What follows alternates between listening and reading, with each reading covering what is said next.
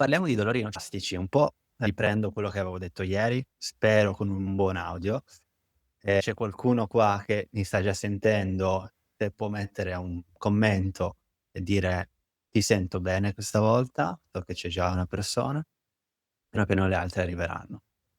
Parliamo di dolori persistenti causati da stress. In particolare voglio riprendere quello che ho visto ieri in una consultazione con una ragazza. Penso che la sua storia possa essere abbastanza comune con le storie che avete voi.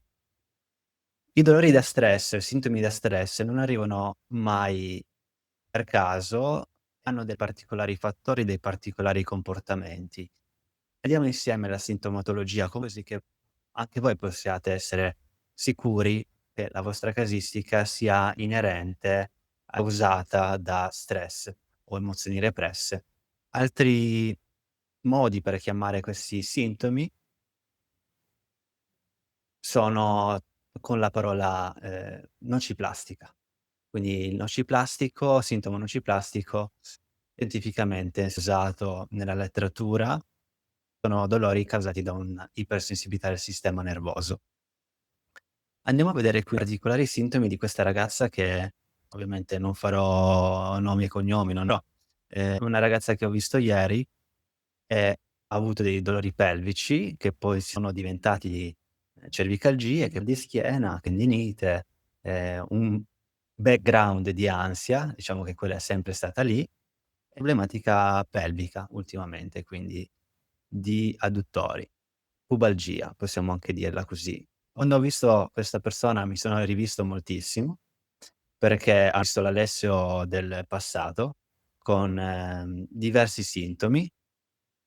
Quel momento io non pensavo fossero causati da stress, l'ho capito solo dopo e penso che molti di voi abbiano molti dubbi oggi se la propria problematica sia causata unicamente da stress.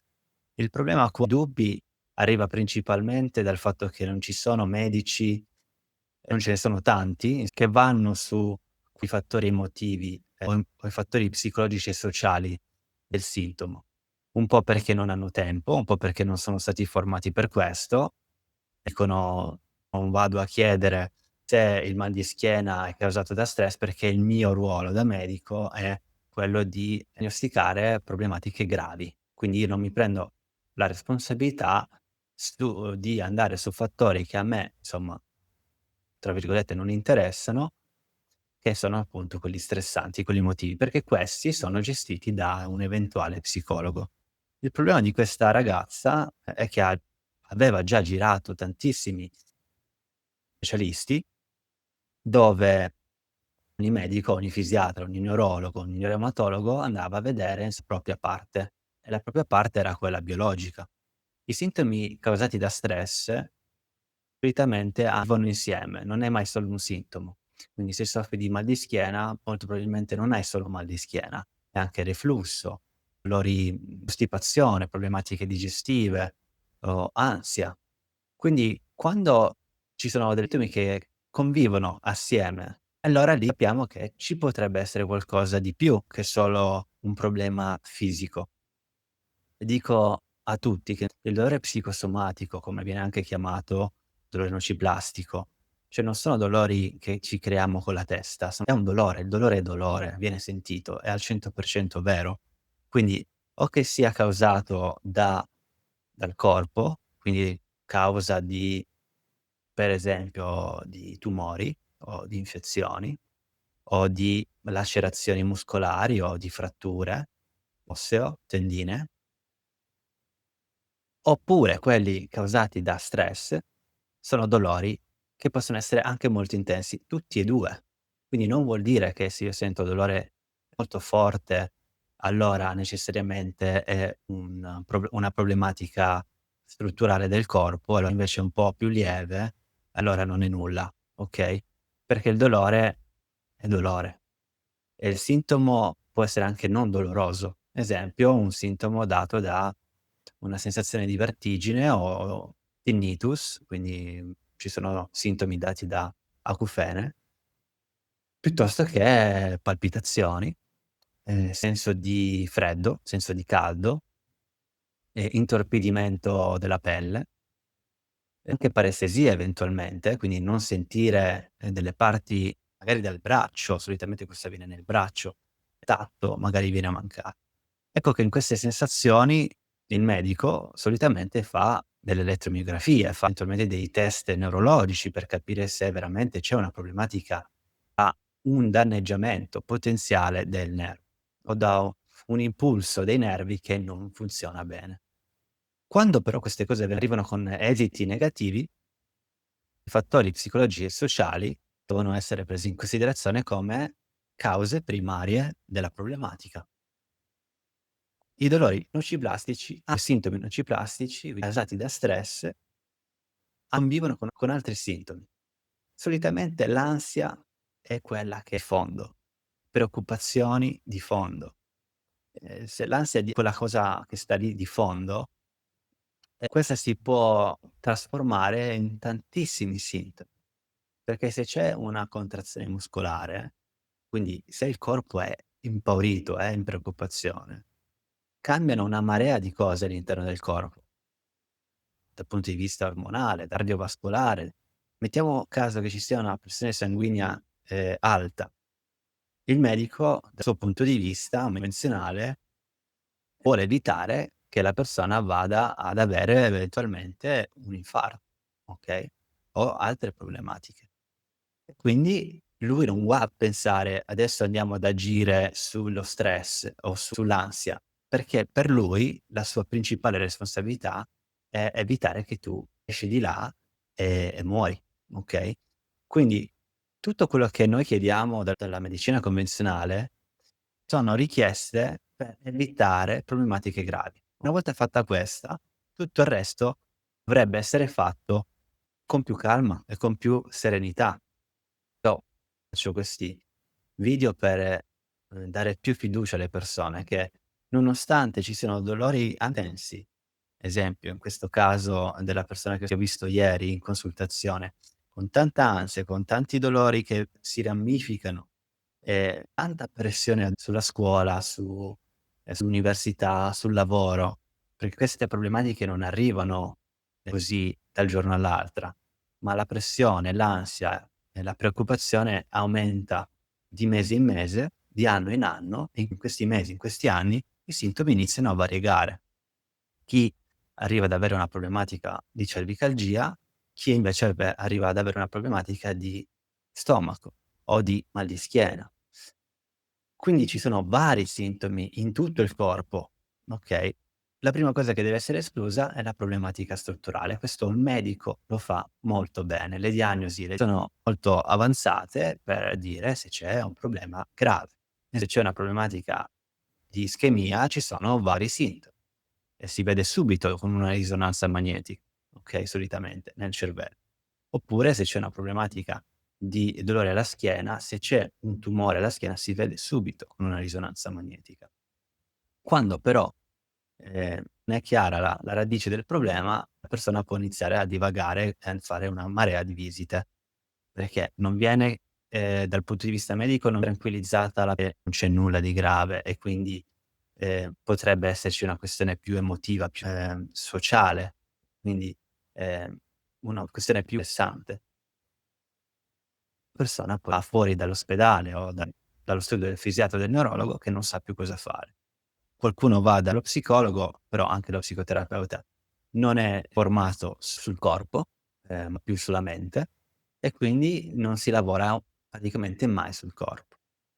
Il fisioterapista è la stessa cosa, non è formato sulla mente e quindi lavora solo su contrazioni, stretching, posturale, eventualmente respirazione, può andare fino a là. Qualcuno fisioterapisti magari si forma anche in mindfulness, ma pochi poi sono specializzati nel dolore causato da stress. Quindi la frase più sentita che ho sentito ieri in questa persona è che si sentiva tensione, tanta ansia. E l'ansia poi in questo caso per lei è arrivata dal dover performare all'università e poi adesso nel lavoro. Ci sono sicuramente delle radici emotive che arrivano da molto più tempo, quello che sta succedendo oggi, magari da quello che è successo nei primi 7 anni, 10 anni della vita, credenze limitanti o traumi emotivi o anche traumi fisici molte volte, abusi. Ora non vado nel dettaglio dicendo questo per farvi capire che dolori persistenti possono arrivare tranquillamente da stress del passato e lo stress viene ripetuto continuamente fino ad arrivare ad oggi. Stai lavorando sullo stress, okay, e pensiamo alla meditazione o eventualmente alla respirazione, okay. Pensiamo alla mindfulness, pensiamo alla respirazione, queste 2 cose. Stai lavorando su un sintomo, stai lavorando sul corpo. È già una buona entrata, cioè è già un buon lavoro. Cosa succede però? Se dopo 2, 3, 4 mesi questa cosa non va a risolversi e tende a rimanere sempre uguale, il sintomo, la problematica emotiva è ancora alla radice. Quindi stiamo cercando di risolvere attraverso quella meditazione, quella respirazione, semplicemente il sintomo. Il sintomo però è legato a una radice principalmente data da eventi specifici che vengono triggerati continuamente da eventi del presente. Quello che ti sta stressando oggi, riesci ad arrivare alle radici. Le radici più comuni o di quelle che vedo nelle persone che seguo, che ho seguito, principalmente sono dal differenziare dolore da un dolore acuto a un dolore cronico creato da stress. La persona non sa veramente al 100% se la sua problematica è creata o perpetuata da stress. Pensa che ci sia qualcosa di grave, controllato dalla medicina o dal medico e quindi continua a fare pratiche di meditazione, che però con questo sottofondo di preoccupazione che sì, mi sento bene durante la meditazione, però dopo che finisco continuano a tornare i dolori. Mi alzo con l'ansia, vado a dormire con l'ansia e devo fare sempre, continuamente una meditazione. La credenza in questo caso è limitante, cioè una credenza limitante che ci sia qualcosa che non va. E quindi bisogna rifare un passo indietro del capire che ci sono problematiche che possono essere create anche unicamente da stress, assolutamente.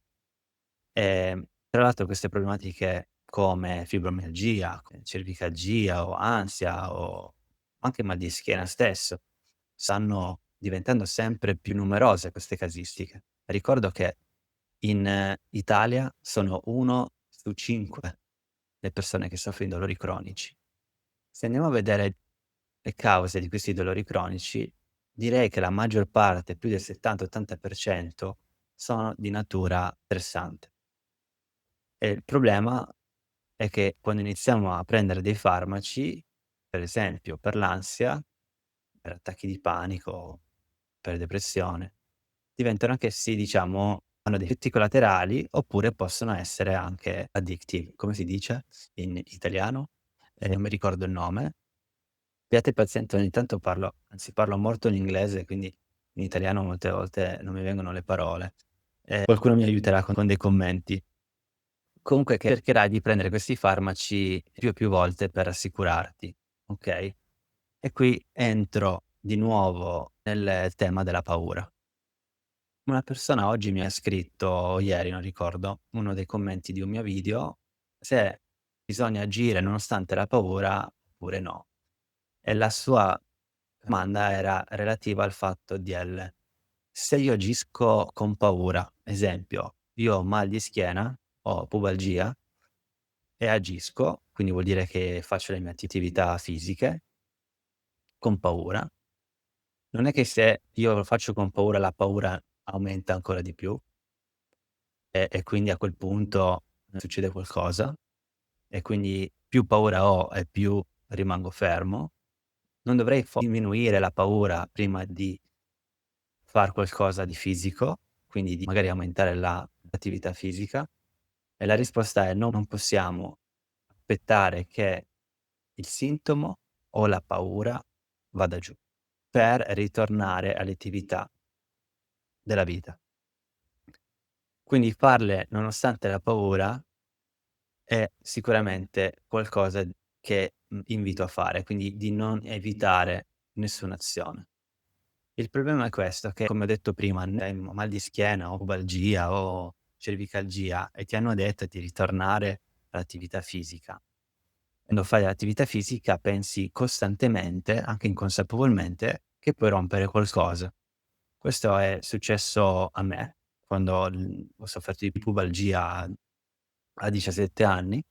Ho avuto un piccolo strappo muscolare nella parte, diciamo, dell'adduttore sinistro, giocando a calcio e dopo diversi mesi di riabilitazione sono ritornato in campo con un'estrema paura di rompere nuovamente qualcosa. Per ogni volta che calciavo col sinistro, sentivo un dolore e qui dicevo: "Ma se sento dolore ci sarà ancora qualcosa che non va lì", no, e quindi continuavo a fare massaggi, ultrasuoni, fare dal fisioterapista, per, capire: "Ma perché sento ancora dolore? Son passati più di 6 mesi". E quindi nessuno mi aveva spiegato che in realtà quella paura o quel dolore, in quel dolore che io sentivo all'adduttore sinistro, dopo 6 mesi non c'era più nulla ovviamente dal punto di vista organico. Nessuno mi aveva spiegato che quella sintomo doloroso, era programmato dal cervello per paura, per protezione. Il cervello, il sistema nervoso centrale, crea una marea di sintomi per paura. E quindi forse la cosa migliore da fare in quel momento era rassicurarmi che nonostante io sentissi dolore, io avrei dovuto continuare ad allenarmi. Io poi, non avendo avuto un supporto adeguato dal punto di vista fisioterapico, ho diminuito l'attività fino a che ho smesso di giocare, quindi la mia carriera è finita proprio perché non c'era nessuno che mi poteva dare una mano e quindi ho preferito, finire la carriera così, piuttosto che lasciare i miei genitori pagare cure su cure che non succedeva nulla. Son passati un po' di anni e oggi posso capire, no, dopo anni e anni di pratica, che quello che sentivo non era altro che pressione addosso, che è un po' la paura del sintomo stesso, quindi del mio adduttore sinistro, e un po' della paura del dolore, okay? Quindi paura del dolore, paura di la pressione anche del dover tornare a calcio, dover performare, dover fare una carriera, okay? Quindi c'erano differenti paure lì. Dobbiamo differenziare tra paura del dolore, quindi ansia del dolore, e quella arriva se tutti ce l'abbiamo, soprattutto per quelle persone che hanno sofferto di attacchi di panico, piuttosto che pressioni nella vita, pressioni nelle relazioni, pressioni a lavoro.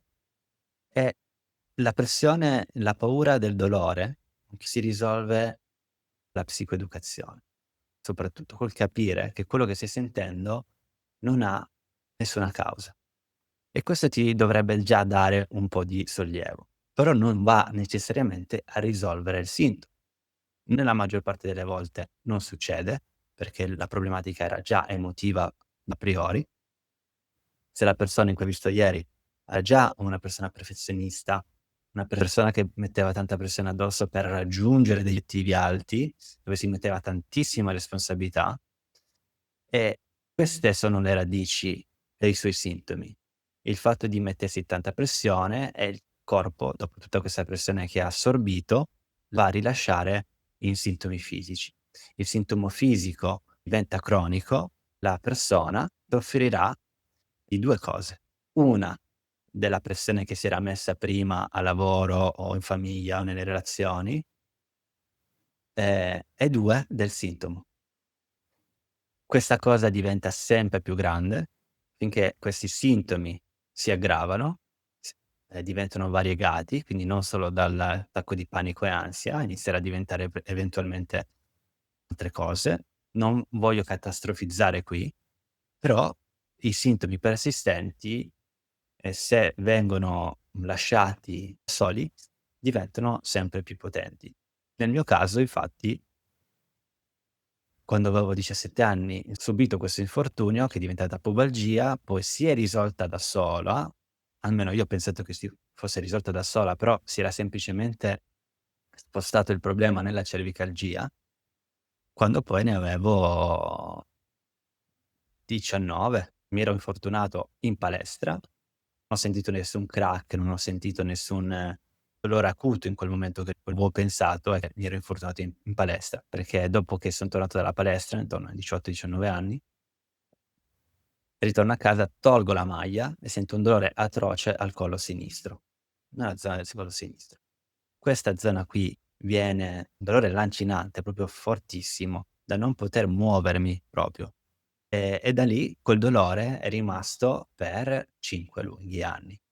Non allo stesso livello, non alla stessa intensità, vuol dire che nei primi giorni quel dolore era 8, 9 su 10 e poi nelle settimane dopo, nei mesi dopo andava a 4, 3, ma non scompariva mai del tutto, non arrivava mai a 0. Poteva arrivare a 1, sicuramente, si andava a innalzare o cambiare durante i periodi stressanti, però io questo non lo capivo, l'ho capito solo dopo, fino a che non ho letto e ho studiato la psicologia del dolore, questo all'università. Durante l'università di fisioterapia sono venuto a conoscenza del lavoro di vari dottori nel campo del dolore cronico causato da stress, da emozioni represse principalmente. Mi si è aperta una porta enorme, sono guarito totalmente. Ogni tanto sento dolore, o in questo momento che ho un dolore circa di 4, 5 su 10, ma so che nei prossimi giorni andrà nuovamente a 0, perché in questi giorni sono particolarmente, stressato da eventi familiari, okay, nulla di grave comunque. Andiamo sulle domande. Adesso sono Angelica, okay, ti saluto e ti dico che stress lavoro che faccio lavoro di notte mi ha portato ansia e blocco di non mangiare, sono stata operata a ernia inguinale. Innanzitutto grazie per il commento. Questo che stai dicendo adesso non dico che tutti i dolori sono causati solo da stress, possono essere anche causati da un mix. Lo stress sicuramente, anche se il dolore è organico, quindi causato da un'ernia, lo stress aggrava quel dolore, aggrava i sintomi. Ma nella maggior parte dei casi, se un dolore è persistente, cosa vuol dire? Dopo i 4 mesi, perché entro i 3 mesi solitamente, se è grave, uno va al pronto soccorso e si capisce il problema. Dopo i 4 mesi quei dolori, anche se non c'è nulla nel corpo, che non si trova più nella risonanza magnetica, o che non viene giustificato dalle risonanze o da accertamenti, quei dolori possono persistere causati da stress. Ho iniziato a fare anche palestra, ho dolori anche cervicali. Immagino sei straniera, provo a, capire quello che mi hai chiesto. Il ritorno alla palestra è sicuramente qualcosa da fare, il ritorno al movimento. Quando abbiamo capito che non ci sono problematiche organiche, in questo caso c'era un'ernia iatale inguinale, ma operata, immagino che ci sono protocolli da attuare dal punto di vista fisioterapico. Questo va oltre quello che è il mio lavoro. Se c'è un problema organico, quindi c'è operazione, post operatorio, qualsiasi operazione venga fatta, il post operatorio, la fisioterapia insomma deve essere seguita in modo adeguato, okay, ma io non seguo persone che sono state operate da poco. Quindi i miei clienti non sono persone che sono state operate a causa di una problematica organica, come in questo caso te, Angelica. Andiamo avanti. Nadia Roveti: "Ho letto il suo libro e sto facendo le sue meditazioni su YouTube. Un passo alla volta si diventa consapevoli di ciò che fa scattare il dolore. Soffro di emicrania da quando avevo 5 anni. Grazie per la divulgazione e per le sue meditazioni molto utili." Potete dare del tu. Grazie Nadia, bene che hai iniziato a informarti. Dal punto di vista cognitivo, quindi capire quello che sta succedendo nel corpo aiuta, ma c'è un limite. La zona cognitiva prefrontale del cervello non è la radice del problema, okay? La radice del problema è molto più profonda della parte frontale cognitiva ed è nella parte delle emozioni. Ora, dal punto di vista neuroscientifico sappiamo che c'è una zona molto particolare che si chiama amigdala, in realtà sono 2 le amigdale, che stanno a sinistra e a destra, nella parte centrale del cervello, che è quella che amministra la paura, l'ansia. Questa viene attivata molto frequentemente nelle persone che soffrono di dolori persistenti. Quindi c'è una costante preoccupazione per qualcosa. Quando mi dici, Nadia, che tu soffri di emicrania da quando avevi 5 anni, potresti ricordarti o non ricordarti di quello che è successo in quegli anni, ma lì molto probabilmente c'è la radice del dolore, okay? Quando avevi 5 anni qualcosa è successo che ha portato il tuo sistema a diventare ipersensibile, a portarti questa sintomatologia.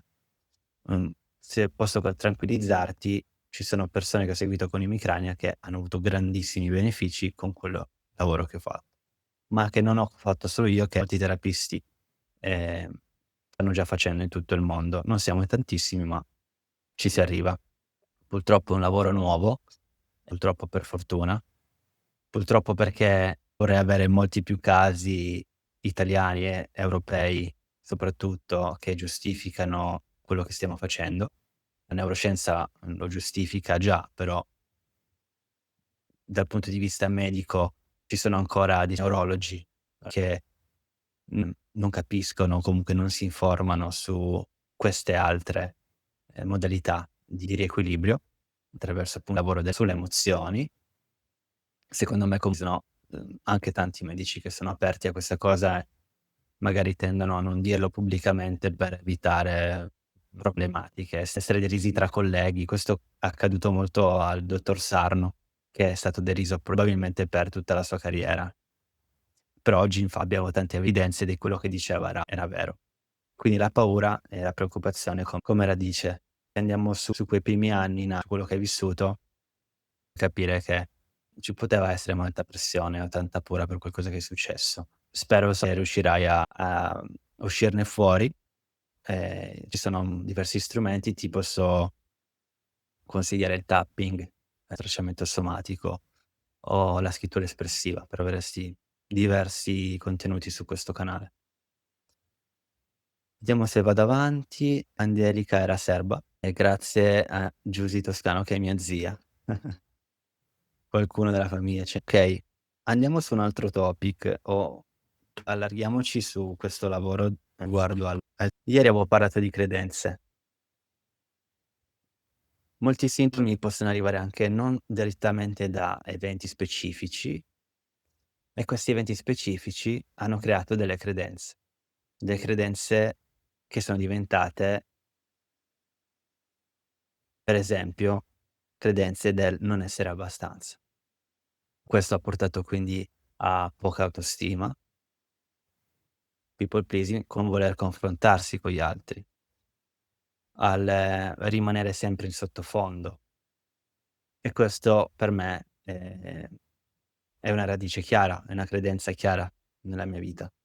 Infatti prima di fare questi video ci ho messo veramente tantissimo e nonostante adesso sono passati 3 anni circa, forse 3 anni di YouTube, ogni volta che apro la telecamera c'è ancora questa credenza del: "Non sono abbastanza, no, chi sono io per dire quello che ho da dire?"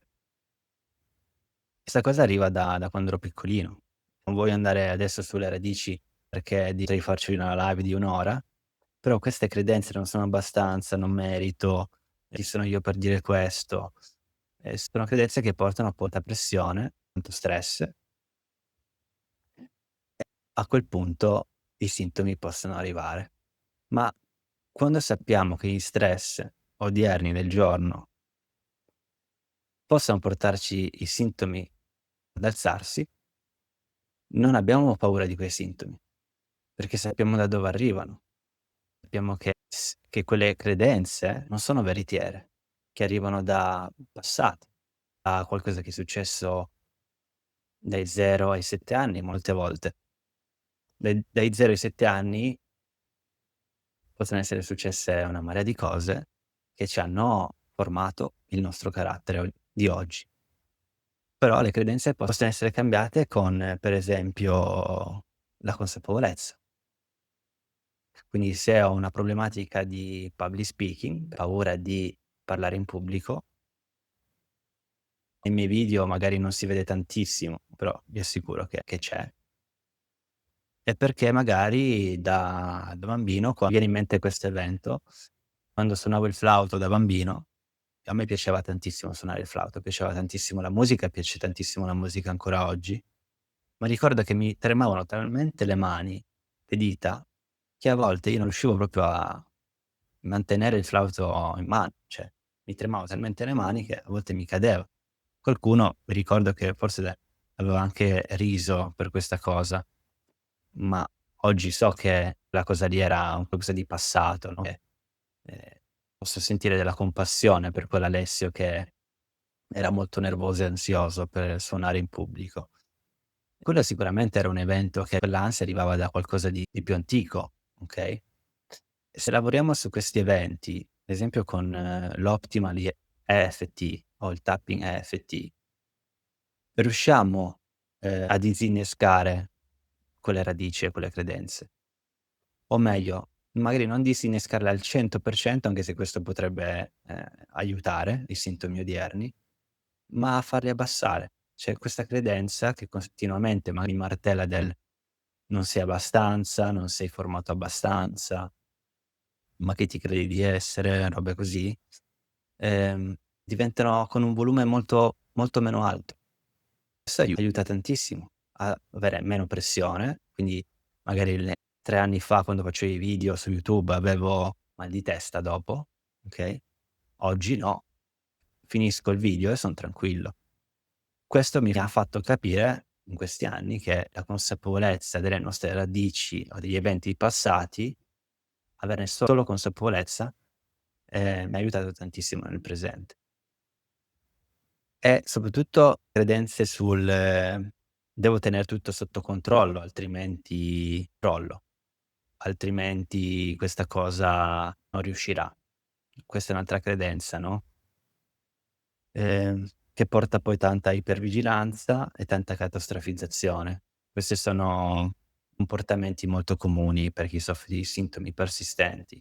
Il pensare continuamente al futuro catastrofico. Ieri avevo parlato del focus del controllo. Non so se qualcuno c'era arrivato, ma comunque per le persone che avevano sentito quella live di ieri, si sentiva male, quindi immagino che non ci siete arrivati alla fine, e lo capisco. E il controllo, interno, quindi all'università questo veniva già spiegato in fisioterapia, ma viene spiegato anche molto in medicina o comunque anche in psicologia.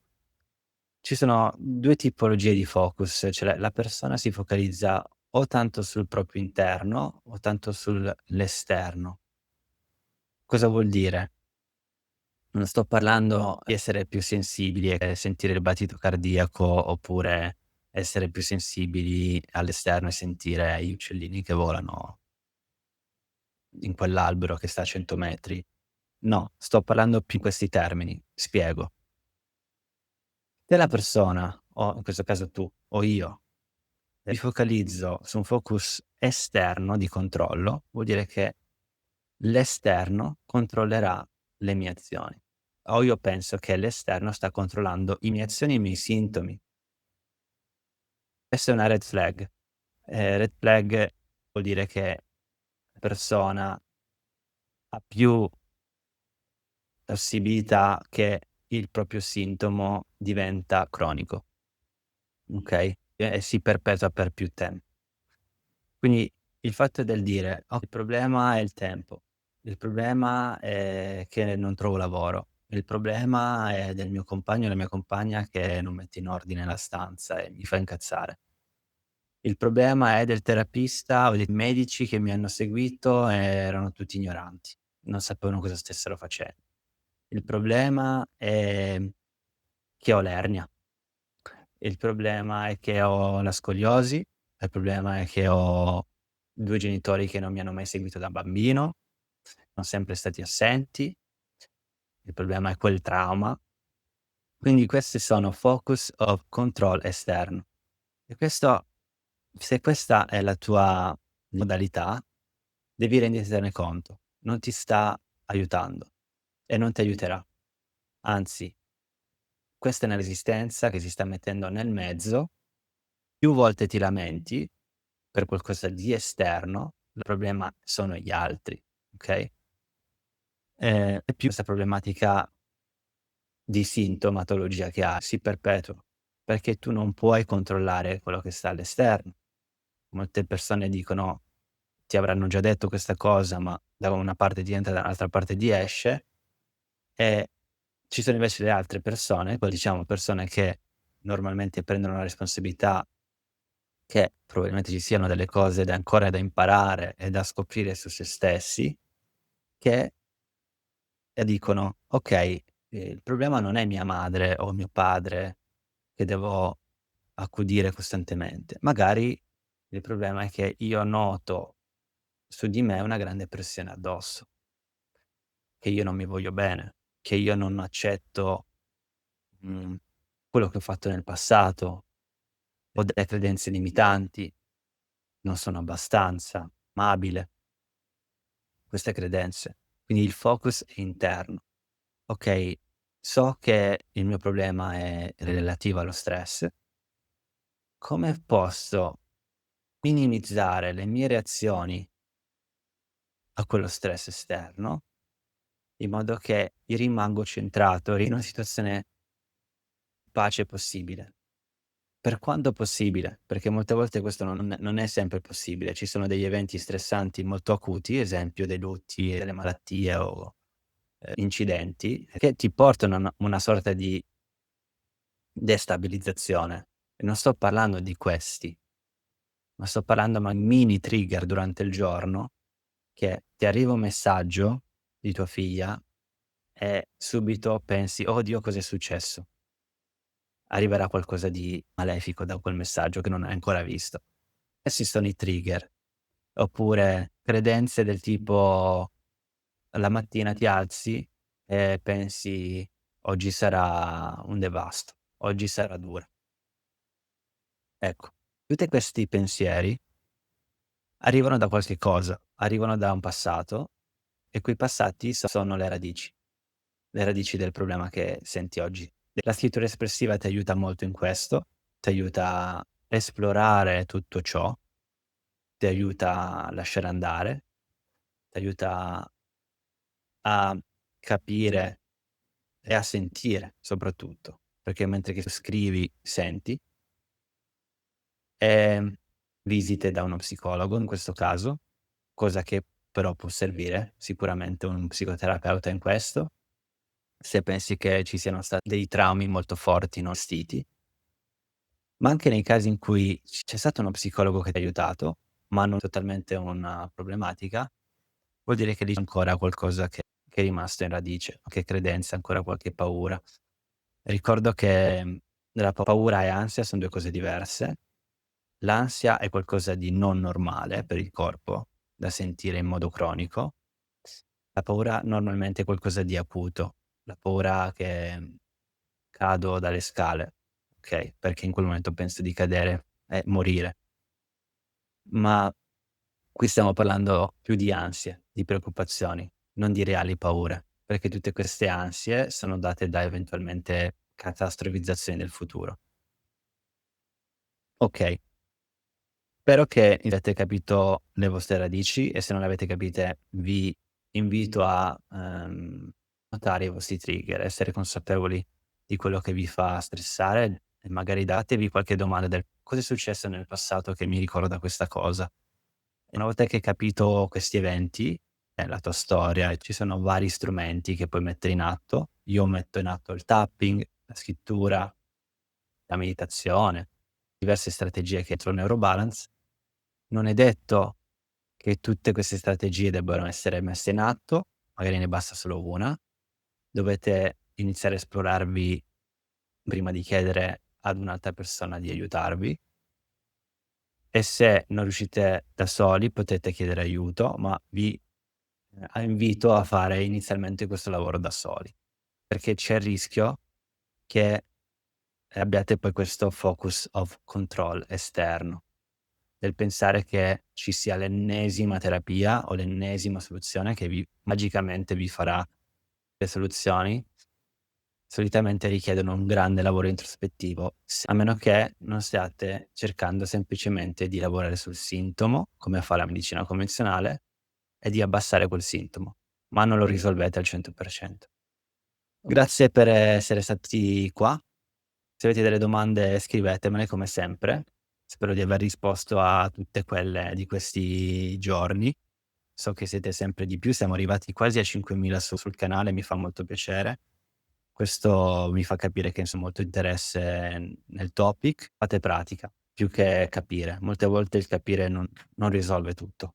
Ricordatevi che la radice del dolore è nell'emozione, non nella corteccia prefrontale del nostro cervello. Quindi la corteccia prefrontale possiamo fare filtro, ma fin quando non entriamo dentro le emozioni e non le sentiamo, non le attraversiamo senza controllarle, rimaniamo quasi in una modalità di testimone.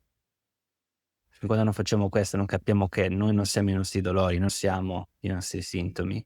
Noi possiamo essere consapevoli dei nostri sintomi e non necessariamente rimanerci all'interno.